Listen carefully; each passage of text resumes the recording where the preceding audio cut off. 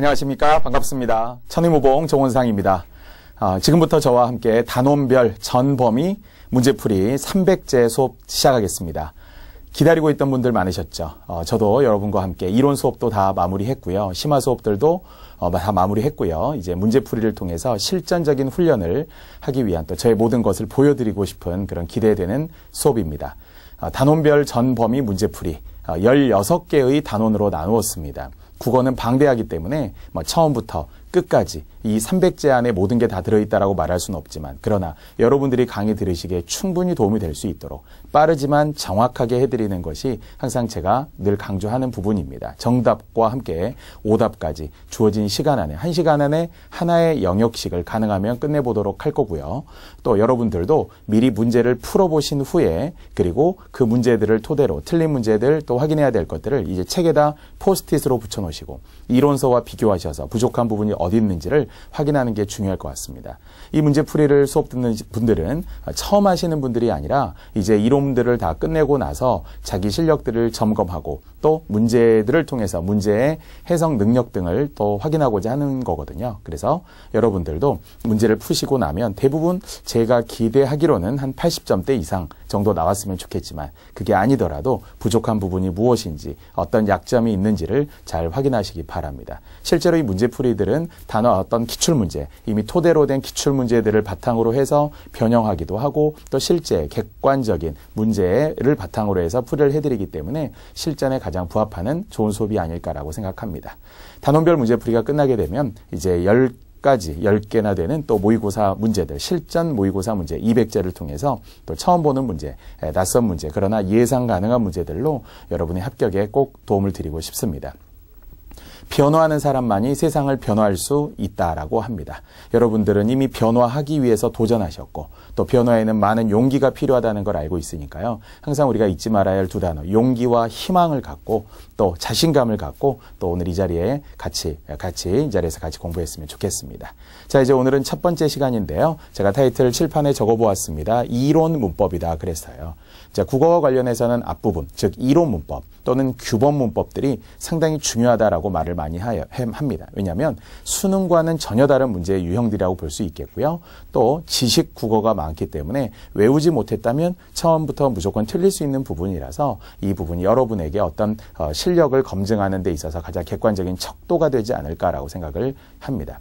자, 수업에 앞서서 제가 핵심 내용들을 먼저 이렇게 늘 5분, 10분 정도 소개해드리고 문제로 들어갈 거예요. 어떤 게 있고 이 시간에 어떤 내용들이 있는지 타이틀만으로도 기억하셨으면 좋겠습니다. 첫 번째는 항상 언어에 관한 이야기, 그리고 두 번째 국어, 그리고 국어에 대한 여러 가지 어떤 요소들을 가지고 설명을 하는데요. 자, 언어란 뜻이 있는 음성이다. 이렇게 시작했던 거 기억하시죠? 언어란 뜻이 있는 음성이다. 즉, 뜻은 의미, 내용입니다. 음성은 소리와 형식이죠. 그래서 언어는 내용과 형식이 반드시 함께 있어야만 하는 동전의 양면과 같다. 즉, 언어가 뜻만 있어도 안 되고 음성, 소리만 있어도 안 되기 때문에 언어는 뜻이 있는, 즉 의미가 있는 음성이어야 하죠. 언어의 개념이었고요. 자, 두 번째 언어의 기능이었죠. 특히 제가 이 끝에 말들 이렇게 이어절로 됐을 때 마지막 단어들에 항상 의미를 부여하며 같은 말로 바꿔보세요 그랬었죠. 즉, 개념은 정의, 정의는 뜻, 뜻은 용어, 그렇게 해서 언어란 무엇이냐 이런 말이 되죠. 자, 기능은 아주 중요하다고 그랬고요. 기능, 역할, 구실, 매개체, 뭐뭐하게 해줌 기억하시죠? 언어가 어떤 기능을 하느냐라고 하는 것은 우리에게 어떤 걸 해주느냐라고 하는 겁니다. 오늘 문제 1번부터 나오는데요. 언어의 기능, 크게 8가지의 기능이다라고 제가 숫자로 기억하셨으면 좋겠다라고 합니다. 첫 번째는 표현의 기능, 두 번째 표출의 기능, 세 번째 지령적 기능, 네 번째 감화적 기능, 이제 여기까지가 가장 기본적인 기능이고요. 다섯 번째는 미적 기능이다. 또는 정보 전달의 기능이다. 또는 관어적 기능이다. 지식과 정보의 보존 기능이다. 뭐 이렇게 8가지로 최대 잡기는 하는데요. 그중에 시험에 가장 많이 나오는 것은 바로 지령적 기능, 다른 말로 명령적 기능, 감화적 기능이라고 했죠. 즉, 언어가 직접적으로 명령문으로 되어 있는 야, 뭐뭐 하지 마, 하지 마라 이렇게 하는 직접 명령과 함께 간접적인 명령, 즉 의문문이나 평서문이나 청유문 등을 통한 명령도 있다고 그랬어요. 그래서 그만 빨리 자야지 이렇게 말하지 않고 지금이 몇 시니 이렇게 말하거나 문을 닫아주세요 라고 하지 않고요. 춥지 않아요 이렇게 말하는 거죠. 이런 의문문의 형식도 있고요. 또는 도로 표지판이라든지 표어 같은 것들, 이런 것들도 간접적인 명령의 기능, 우회적이고 완곡한 방식이다라고 했습니다. 다만 이것은 똑같은 문장이라도 발화 상황에 따라 다르기 때문에 시험에는 발화 상황, 말하는 상황을 구체적으로 줄 겁니다. 지령적 기능 특별히 강조합니다. 자, 언어의 성격입니다. 다른 말로 언어의 특성이라고 했었죠. 역시 이것도 10가지의 특성, 특징, 성향, 성격, 속성, 본질 이런 말로 주기도 했었는데요. 언어는 두 가지의 원리로 되어 있는 이원성이다. 언어는 기호성이라는 게 있다. 언어는 임의적으로 만들어지는 자의성이다. 하지만 약속으로 지키는 사회성, 그러나 또 시간이 지나면 변하는 역사성, 암기해서 하는 것이 아니라 얼마든지 문장들을 만들어낼 수 있는 창조성, 또는 또 언어는 체계가 있는 체계성, 또 언어는 연속적으로 이어져 있는 세계를 불연속적으로 끊어서 표현한다는 분절성, 또는 언어의 추상성이라고 하는 일반화 상위 개념이었었죠. 고유명사를 제외하고는 언어는 다 추상성이 있다 이렇게 했었고요. 마지막 언어의 규칙성이라는 것까지 이렇게 10가지의 언어의 특성 살펴보았어요. 그중에는 언어의 자의성, 음성과 의미 사이에는 필연성이 없다라는 자의성, 임의성, 우연성이라고 했었죠. 의성어 의태어도 자의성이 있다라고 했어요. 그 외에 특별하게 기억해 두어야 하는 분절성, 무지개 색깔, 뺨, 턱, 이마, 어제, 오늘, 내일 이런 시간 개념의 분절성까지 한 번 더 설명합니다. 자, 이제 사전 배열 순서, 국어의 특성 먼저 합니다. 국어의 특성도 국어와 관련된 전반적인 이해를 먼저 하고 시작해야 되기 때문에 15세기 1443년에 만들고 46년에 반포했던 훈민정음 이야기도 정리를 해두어야 되죠. 자, 그 중에서도 한글 자모의 명칭을 처음으로 붙였다는 최세진의 훈몽자회 1527년 16세기라고 했어요. 7급 시험에서는 17세기 이렇게 나왔기 때문에 숫자 16세기라는 것도 꼭 기억해 두어야 한다 그랬고요.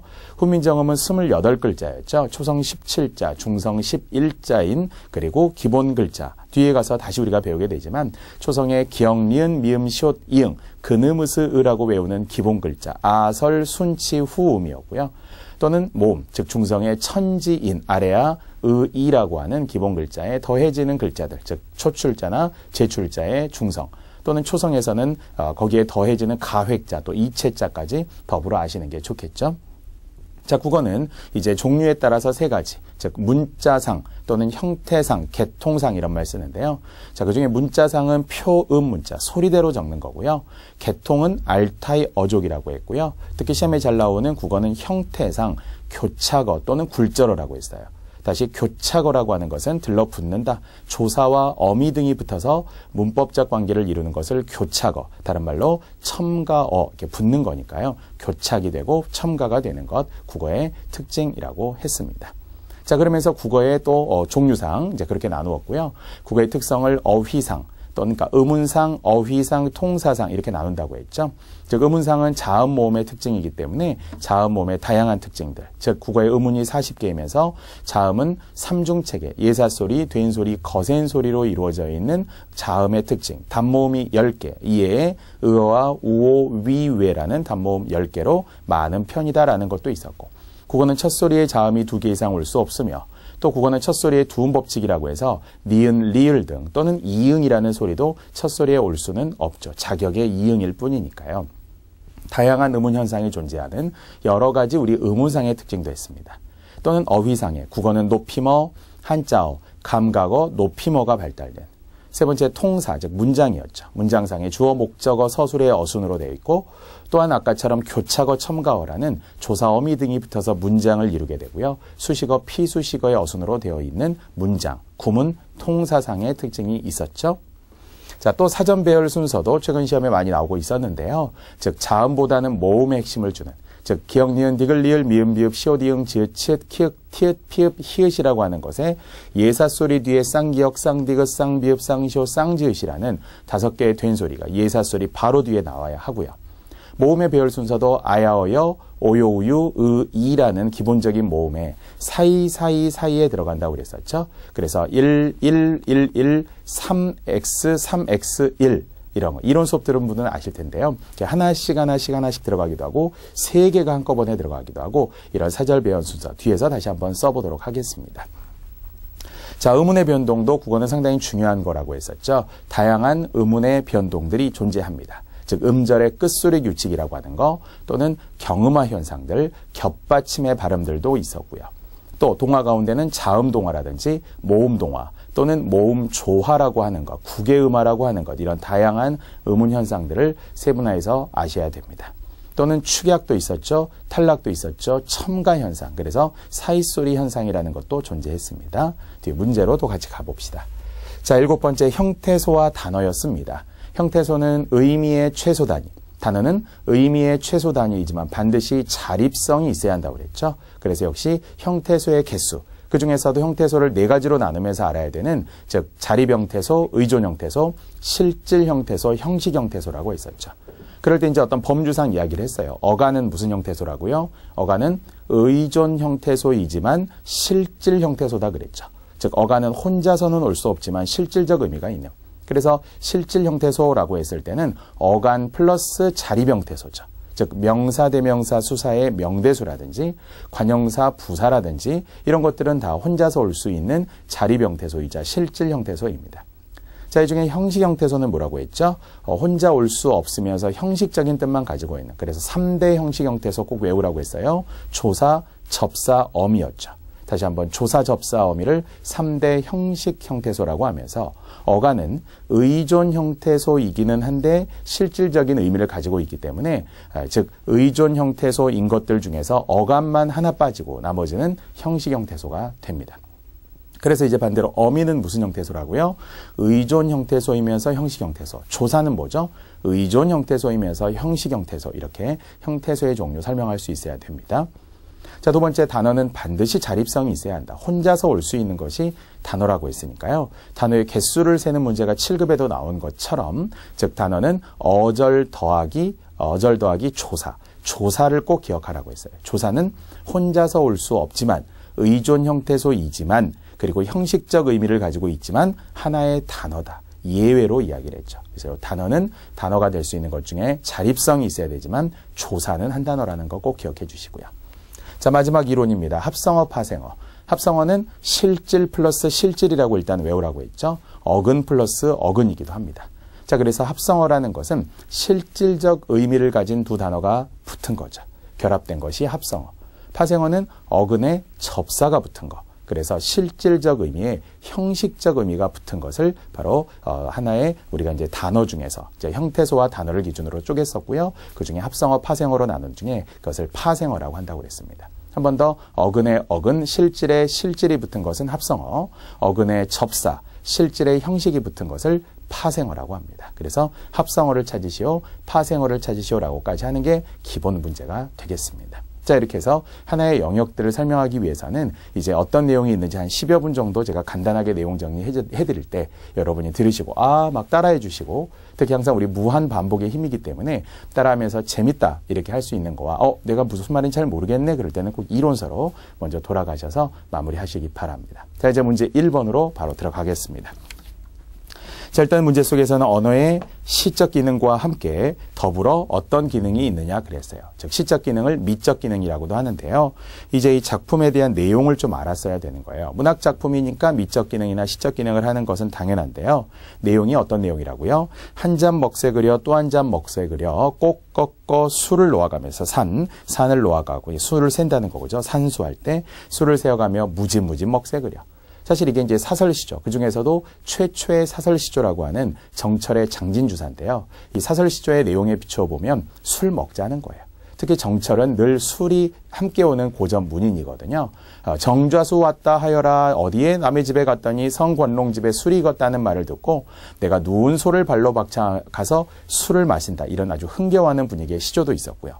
또는 관동별곡 등을 통해서도 술 마시면서 즐거워하는 신성과 술을 마시는 이런 장면이 나오거든요. 정철은 술은 풍류 이렇게 기억하셔도 됩니다. 그래서 결론은 그냥 문학작품으로서가 아니라 술 먹자 이거예요. 술 먹자. 왜? 죽어가면 소용이 없지 않느냐.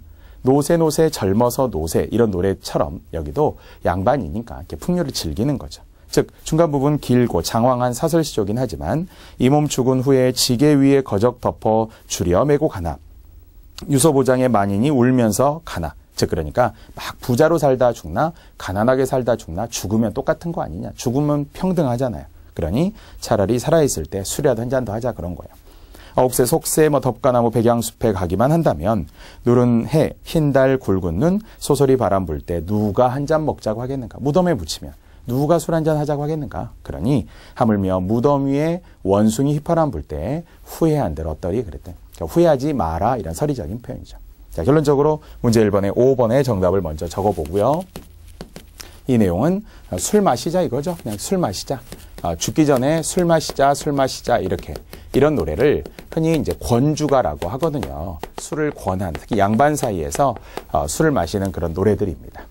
결론적으로 이제 여기에 의도가 뭐였느냐? 그러면 언어의 지령적 기능이다 그렇게 했던 거죠. 한 번 더 지령적 기능은 야, 술 먹어 이렇게 말하는 것이 아니라 야, 술 먹자니까 어차피 죽으면 끝이니 술 먹자고 이렇게 말한 거예요. 그것을 다시 지령적 기능, 감화적 기능, 명령적 기능이라는 말로도 이해하라고 했습니다. 특히 감화라고 하는 것이 느껴서 변하는 거라고 했었죠. 어떤 행동의 변화를 가져오는 것, 자리에 앉아, 일어서, 이리와, 빨리 차 이런 것들은 다 명령, 그중에 감화적 기능이다 이렇게 말로 바꿀 수 있다고 했어요. 자, 결론적으로 다시 한번 이 정철의 장진주사라는 사설시조의 의도는 명령의 기능, 지령적 기능이 있었다라고 1번의 답을 5번으로 주었습니다.